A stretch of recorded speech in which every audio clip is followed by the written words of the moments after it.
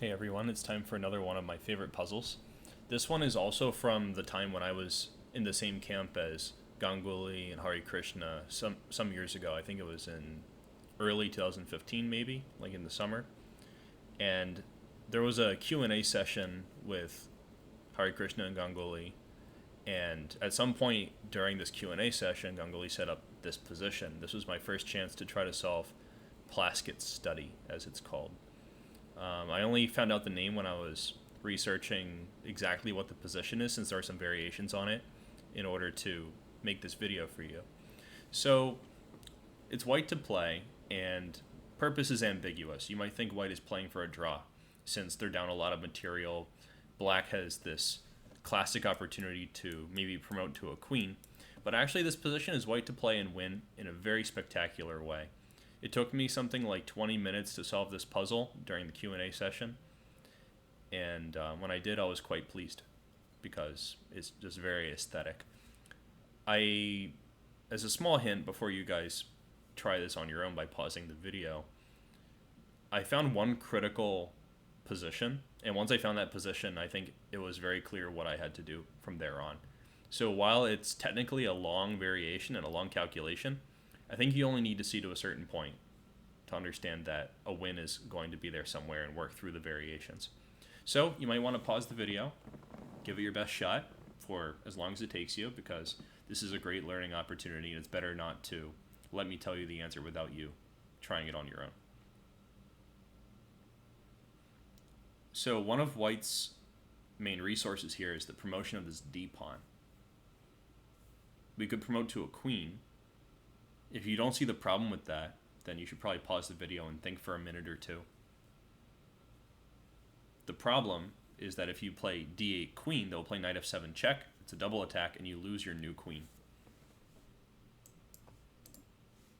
If you make a knight, they can't double attack and take it, but it's also pretty useless to make a knight, at least in this case. You could play king e7, attacking their knight, but after they take your queen, you're kind of at a loss for useful moves. Like knight f6, they'll probably play like king h8 and be very safe. So immediately promoting doesn't work, but that doesn't mean that you should just like forget about promoting. It means that you should try to time it in a more meaningful way. Even if you lose the queen, it could be useful because you could win a couple of moves at the cost of your new queen. Now, since the position is so dire, it makes sense to start thinking about how we could possibly get a perpetual or a checkmate. That's our last-ditch effort. We're not going to win this materially. There's no tactic that's going to win like 2 minor pieces and stop them from making a queen. For example, if you play something slow, like, what's a good example of a slow move? Maybe you play knight e5, trying to protect f7 so you can make a queen. First of all, they have this discover check. You should pay attention to that. But they also have this classy idea of sacking one pawn in order to promote the other. So you have to look out for that kind of thing. They might start pushing the pawns. Maybe it would start with a check to disrupt your king's position. So that's kind of lackluster. We need to look for something more forcing. So knight f6 naturally comes to mind. But it's unclear, like what exactly do you accomplish with knight f6? Well, first of all, they can only go on 3 different squares. Usually, by tactical standards, if they have 3 different options, it's kind of like not a very likely candidate move, but you don't have much else to do, so you may as well analyze knight f6. So if they play king h8, it's already obviously bad. Why? Because when they promote, it's check. They can't play knight f7 if they're in check, so this would be completely winning. Same thing, well, in an indirect way, it's the same for the move king g6. If you didn't figure out why this is losing for black, you might want to pause again. This is another learning opportunity. The reason is that you have no way of avoiding stepping in line with the d8 square after bishop h5. If you take the knight, they promote. Other moves are just not good.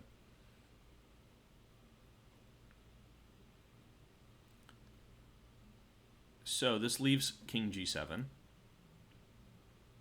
That's encouraging if they have only one move to play when you're solving a study. You can take it a little bit further every time you find a forced line. Now next is knight h5.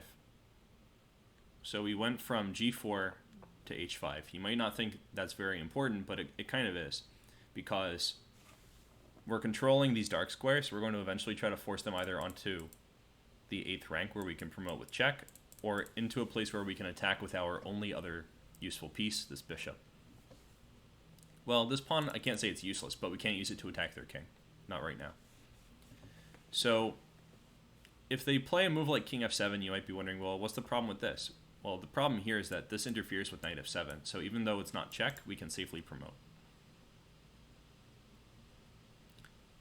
So this means they have to play king g6. If they go on the 8th rank, we promote with check. This is the outstanding moment.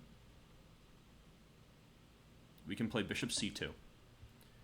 When I found this move, I was starting to feel like I'm onto something, because if you could check the king and not allow them to go to g4, it would be mate. So I was trying to figure out how I could arrange this during that session where I first saw this puzzle. And I thought, well, I can only use this bishop. The bishop has to give a checkmate. This pawn has to stay where it is. I'm not going to be able to keep my queen, so I have to give up my queen in order to use the king to trap the enemy king. So I played, in my mind, I played d8 queen and ran my king over. So now they're totally trapped. Once I saw this position, I was fairly confident that it would lead to mate. So the rest was just verification of the actual checkmate.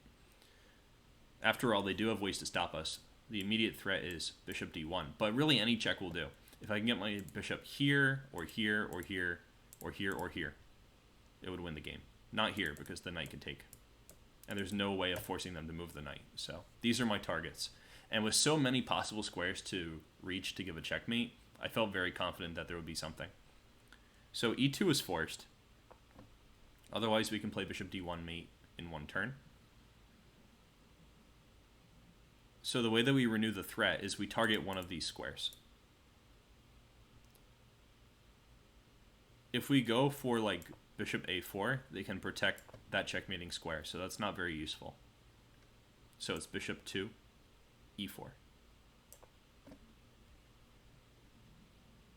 Now, after bishop 2, e4, they're forced to promote in order to guard this checkmate threat. If you're calculating early on, you might think, oh, this is mate. And you might find yourself very disappointed when you see that they can stop your mate threat. But you shouldn't be discouraged, because this is actually some kind of concession. When you promote, you no longer have the option to promote to other pieces. And the knight is actually dominated by the bishop. It's pretty much a useless promotion. So we can renew the threat again with bishop 2, d5. This is actually another outstanding move. So they basically have to play c2, because this is the threat, aiming again for one of those critical squares. So if they do nothing, like if they play, for example, well, knight f7, we can take it with mate. Knight b7, we can also play bishop f7 mate. Knight to c7, we'll just play bishop to... Actually, we'll play bishop to c4 against knight c7. Again, targeting one of those squares. So c2 is probably the most reasonable move. And after bishop c4, targeting e2, they have to promote again to a knight in order to prevent the checkmate on e2. So that's another concession. That's two queens that they can't get anymore, and that's two kind of dumpy looking knights on the edge of the board. Next is bishop b5, targeting e8. So knight c6 is the move that slows it down the most. If you play the move knight to c7, then we can simply play bishop to a4.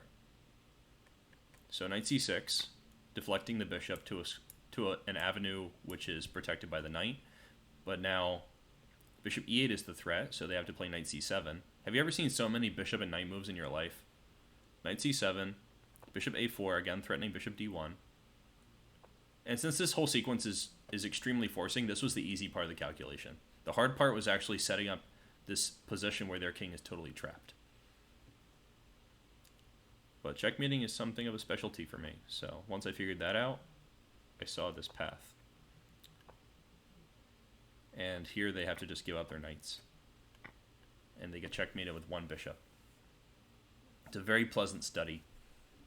Once you find the novel idea of sacrificing your biggest asset, this passed pawn, and one of your only remaining pieces, in order to trap their king on the edge of the board, it's very nice to give a checkmate with the bishop after this, with this big circuit where you just keep attacking all these weak points over and over again until they cave. And big kudos to the guy who made this study. I mean, you think that solving puzzles is hard, composing puzzles is even more difficult. So I hope you guys really enjoyed this puzzle, and there are lots and lots of puzzles like it, so I encourage all of you guys to pick up a study book and get studying. I'll see you guys next time.